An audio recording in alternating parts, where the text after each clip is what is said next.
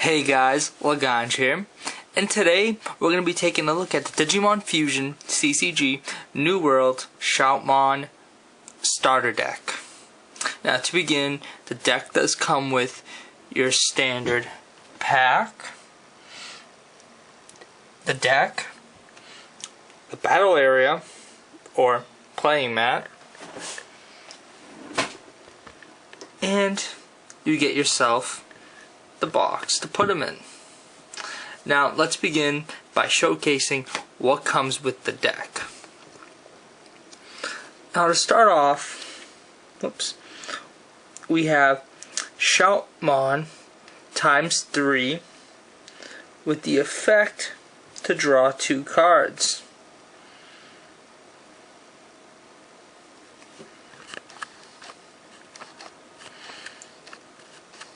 Just adjust this a little bit.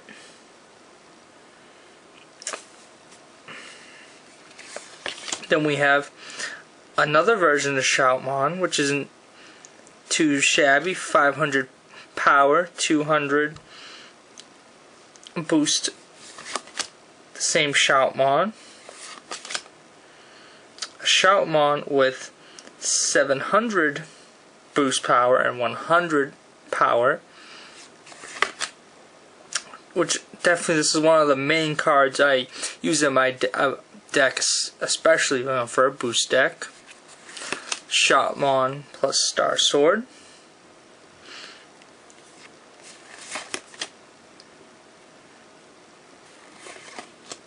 Now we get into another fusion of the deck. Shoutmon ×2 with the ability to draw 1 card. Not a bad card.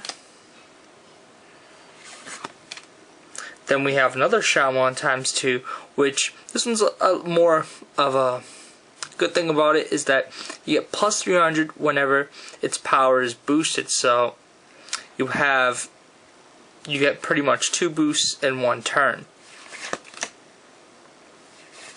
And if you haven't already guessed the theme of the, I don't know what you should call them, Crossheart or Fusion Fighter deck, is that their main premise is pretty much to boost, as opposed to the Greymon theme deck, which has Blue Flare and Barga Army cards.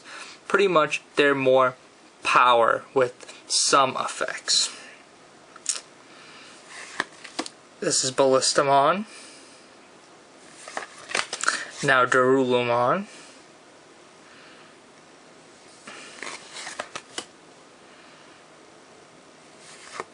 Starmons, even though it's a Pigmon plus one Starmon, but okay. This wasn't too shabby as well. Plus 300 boost power, then and has 100 power, and you can perform an additional boost with this card. Now we get to our Digimemory, which only the Shoutmon deck has them. And definitely Digimemory play more like spell cards, where you can use them, as if you can see right there, it tells you a specific time, specific set phase to use them. For example, the Agumon Digimemory card tells you can use it during the battle phase, which gives minus 200 power to your opponent's Digimon. Then we get Marine Angemon, which cancels the battle, and then thus move the battle Digimon to their owner's training areas. And with this card also, something that doesn't know in the card, that the Code Crown, whose ever turn it is, gets returned back to the bottom of that deck, of the Code Crown deck, and and whose ever turn is to go next will go next. Now Leviamon cancels the effect of your opponent's cards this turn. Now this is kind of interesting. Is it talking about, this one's a little bit confusing, but I think it's mostly all cards that are being used this turn, so that's really interesting. Now we get to the Team Twilight portion of this deck, and it's not too bad. This card is not too shabby.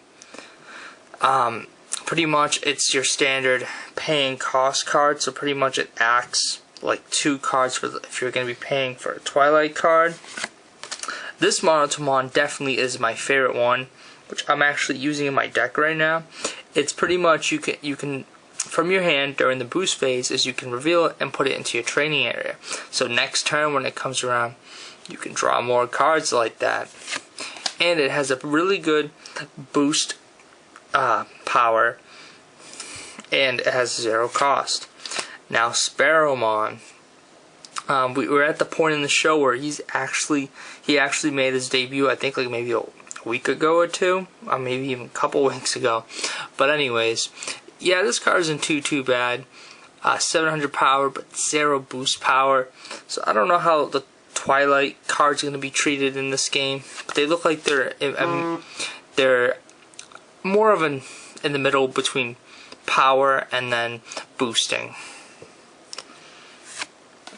Then we finally get the code crowns for this deck, which is Green Zone, Villager Smile, which is all Fusion Fighter cards get 100 plus power. Same thing with this one. Next one is another Green Zone, which is Digihole, and pretty much it all of your, meaning your red Fusion Fighter cards get -1 fusion cost, which is pretty good. So say your opponent had Fusion Fighter cards as well, only you would get it, not him. And then when you're battling in an Island Zone, which is King Wailmon Internal, the effect is when you're battling Digimon is boosted by a Fusion Fighter card, the Digimon gets an extra 100 power. So this card is pretty good too. And yet again, what I like about it is it only works on your Digimon, so your opponent can't get the advantage as well. Now that we're done looking at the deck, let's go take a look at the pack that comes with it, because the deck only comes with 30 cards, meaning 25 of them are Digimon and 5 of them are only code crowns. So now you're open to 5 cards, and the great thing about it is it comes with 1 pack to start you up with 5 or 10 with 10 brand new cards, which you can do what you want with. So let's get this opened, do this off screen.